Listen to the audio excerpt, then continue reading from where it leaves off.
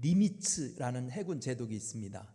그 해군 제독의 이름을 따서 건조한 미국의 항공모함이 니미츠호라는 배예요. 항공모함이에요. 1968년에 건조해서 1975년에 실전 배치되었다고 합니다. 길이는 330m, 폭이 77m로 축구장 3배 넓이의 비행 갑판을 자랑하며 80대 이상의 각종 항공기와 6천여 명의 승무원이 탑승 가능한 초대형 항공모함입니다. 이러한 항공모함의 건조는 통상 50에서 70억 달러가 소요되며 연간 운영비만 10억 달러에 이른다고 합니다. 니미츠호에 건조된 지 36년이 지났지만 유도미사일과 요격미사일 등 첨단 무기로 무장하고 있는 이지스함 등으로 구성된 호위 전단을 거느려서 웬만한 국가 전체 군사력을 능가한다고 말합니다.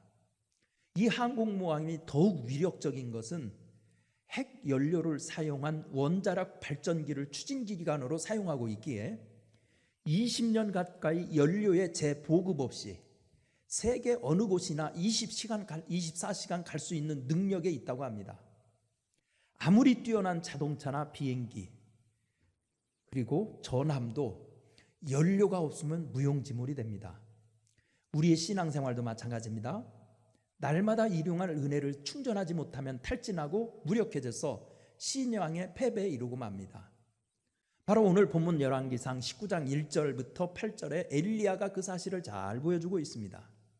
엘리야는 구약 최고의 능력의 선지자로 불려지고 있었으나 은혜가 고갈되자 생명을 구걸하기 위해 도망치는 한낱 무력한 졸부로 전락하고 맙니다. 그렇다면 탈진한 성도가 은혜를 충전하려면 어떻게 해야 할까요? 첫째로 돌아와 자복하라는 겁니다. 돌아와 자복하라. 본문 4절 같이 한번 읽어볼까요? 4절 말씀입니다.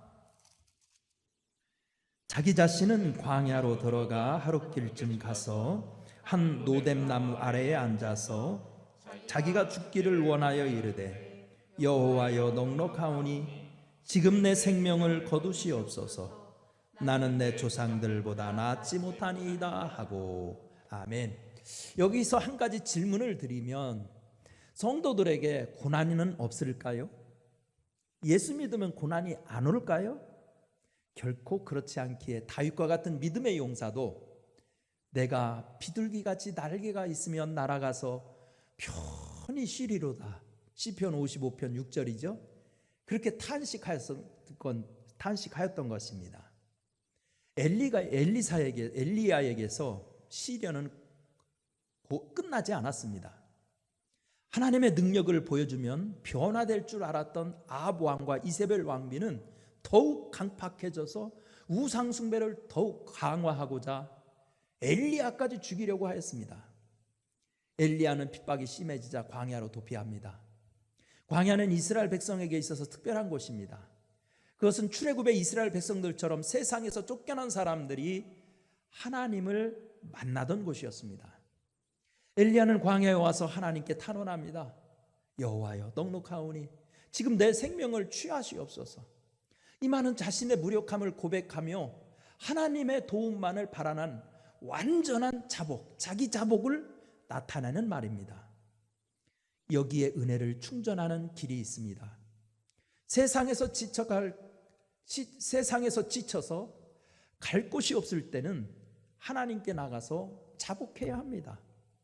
엘리야도 하나님께 나와 자복했을 때 천사들을 보내어 어루만지시고 힘을 회복시켜 40주 40야를 걸어 호렙산에 가게 할 수 있었던 것입니다.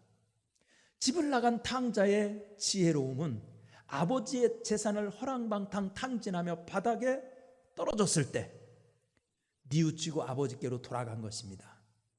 그가 아버지께로 돌아갔을 때 모든 것이 회복되었던 것입니다.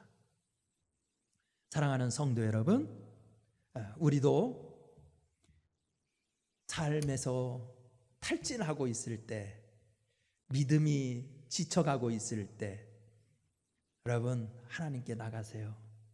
그래서 자복하고 하나님의 도우심을 구하기를 바랍니다. 두 번째, 우리가 은혜를 충전하려면 어떻게 해야 될까? 말씀을 붙들라, 말씀을 들으라. 12절 말씀 한번 같이 읽어보겠습니다. 오늘 열왕기상 19장 12절 한번 읽어보겠습니다. 시작. 또 지진 후에 불이 있으나 불 가운데도 여호와께서 계시지 아니하더니 불 후에 세미한 소리가 있는지라. 아멘. 사람의 말에 힘을 얻기도 하고, 사람은 말에 힘을 얻기도 하고 상처를 입기도 합니다. 그렇기에 사람이 힘을 얻고 은혜를 충전하려면 좋은 말을 들어야 합니다. 그런데 사람의 영혼에 힘을 줄 수 있어서 가장 좋은 말은 하나님 말씀입니다. 오늘 본문에 보면 세상에서 지친 엘리야가 힘을 회복하게 된 것은 불과 바람과 지진의 기적으로 된 것이 아니라 세미한 하나님의 말씀을 듣고 난 후였습니다. 이렇게 하나님의 말씀은 탈진한 영혼을 회복시키는 힘이 있습니다. 때문에 그리스도인의 삶에 말씀이 없으면 은혜는 고갈되게 되어 있습니다. 사무엘이 등장하던 그 시절이 암울했던 이유는 바로 여호와의 말씀이 희귀했기 때문입니다. 루터와 칼빈이 종교개혁을 성공할 수 있었던 것은 오직 말씀을 의지했기 때문입니다.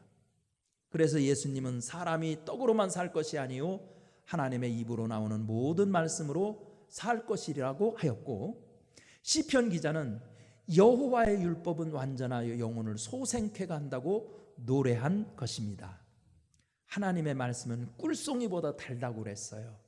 여러분, 정말 맛집을 찾아 헤매는 요즘 시대 아닙니까? 하나님의 말씀의 맛에 빠져보십시오. 영혼이 살고 은혜가 회복됩니다. 세 번째, 우리 은혜를 재충전하려면 성령 받으라는 겁니다. 성령 받아라. 15절 말씀 한번 같이 읽어볼까요? 15절 시작. 여호와께서 그에게 이르시되 너는 내 길을 돌이켜 광야를 통하여 다메섹에 가서 이르거든 하사엘에게 기름을 부어 아람 왕이 되게 하고. 아멘. 성경에 의하면 사람의 영혼을 새롭게 하고 사명을 회복시키는 분은 성령님입니다. 그래서 누가는 사도행전 1장 8절에서 오직 성령이 너희에게 임하시면 너희가 권능을 받고 예루살렘과 온 유대와 사마리아와 땅끝까지 이르러 내 증인이 되리라고 하였던 것입니다.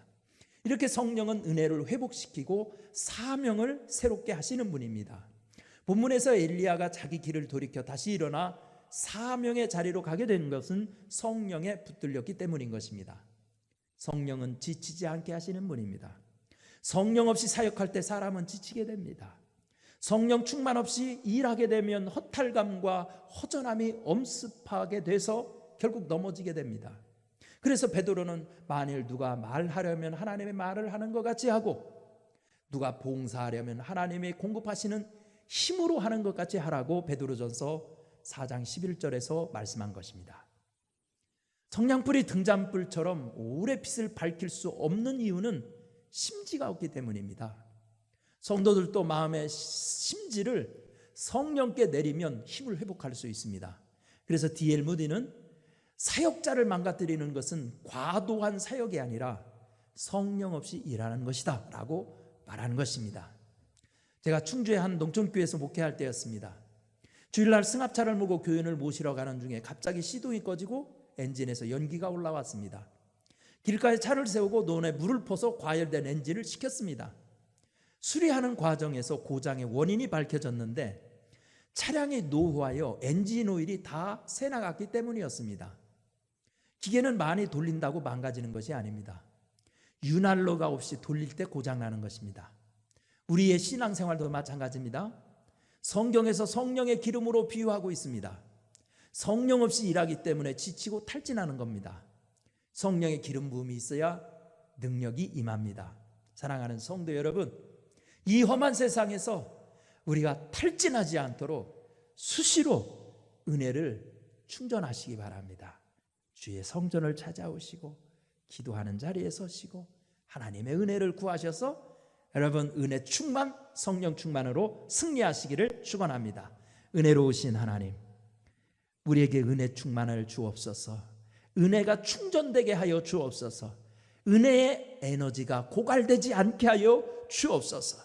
말씀의 에너지, 하나님 기도의 에너지, 사랑의 에너지, 떨어지지 않도록 주여 붙들어 주시옵시고 은혜 충만 주옵소서.